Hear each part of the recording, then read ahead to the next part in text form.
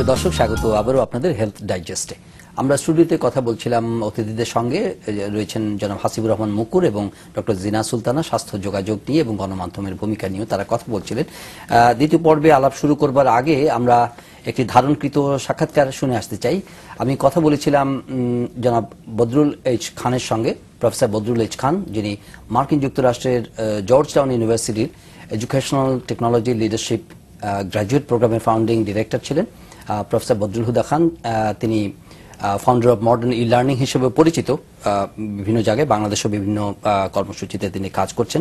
E learning health education এবং health কমিউনিকেশনের ক্ষেত্রে কি ভূমিকা রাখে, তার সঙ্গে সেই কথোপকথন দেখে আসতে চাই।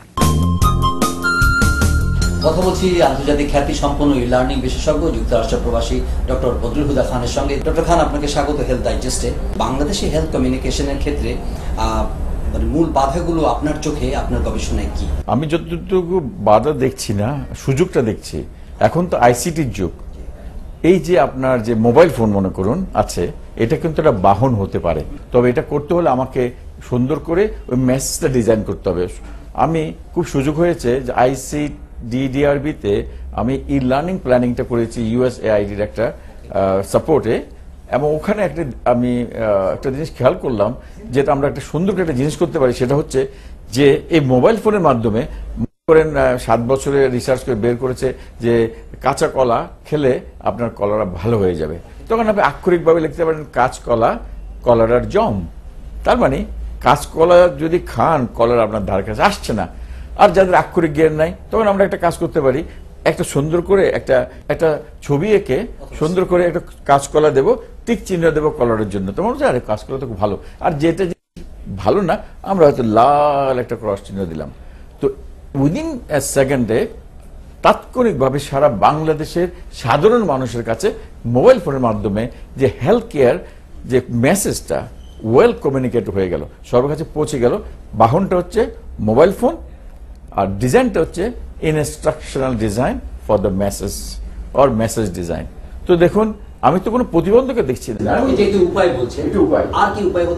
একজন হেলথ কেয়ার অভিজ্ঞ চিকিৎসক প্রত্যন্ত অঞ্চলে যারা আছে, তারা কোনোদিন ঢাকা আসার সুযোগ হবে না, কিন্তু তাদের দরকার হচ্ছে একটা সুন্দর একটা সংবাদ শোনা, যাতে করে তাদের জীবনের মান উন্নত হতে পারে। তো মনে করেন আপনি এই জায়গায় একজন ডাক্তারকে আনতে পারেন, একজন বিশেষজ্ঞ। তো আপনার কমিউনিকেশন সামহাও ওই এক এক অঞ্চলে আপনার ভিডিও কনফারেন্সিং এর মধ্যে ওনাদের প্রশ্ন জিজ্ঞেস করলেন, টেলিমেডিসিনের মতো। তো টেলিমেডিসিন এটাও তো একটা বাহন।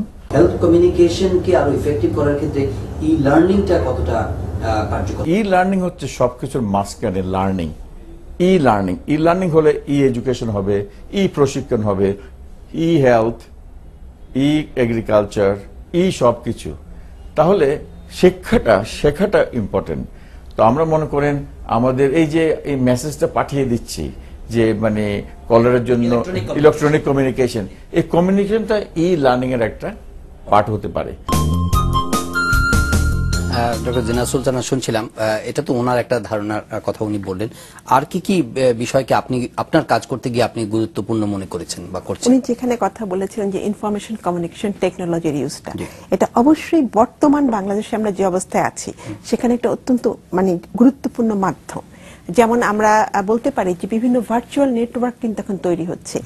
আমাদের যে যুব সমাজ যেটা আছে, কিশোর কিশোরী, এরা আমাদের পুরো বাংলাদেশের জনগণের 1/3 বেশি, কিন্তু এখন তাদের কাছে এই যে ভার্চুয়াল নেটওয়ার্ক গুলো অত্যন্ত আকর্ষণীয়। কাজে সেটার মাধ্যমে যদি ওনাদেরকে আমরা সঠিক তথ্যগুলো দিতে পারি যেগুলো ওদের প্রয়োজন, কারণ বয়ঃসন্ধিকালে ফেসবুক টুইটার বয়ঃসন্ধিকালে কিন্তু ওদের অনেক পরিবর্তন ঘটে, সেগুলো সম্বন্ধে সঠিক তথ্য না পাওয়ার কারণে কিন্তু অনেক রকম ওরা অনেক সময় দেখা যায় ঝুঁকিপূর্ণ আচরণে জড়িয়ে যায়।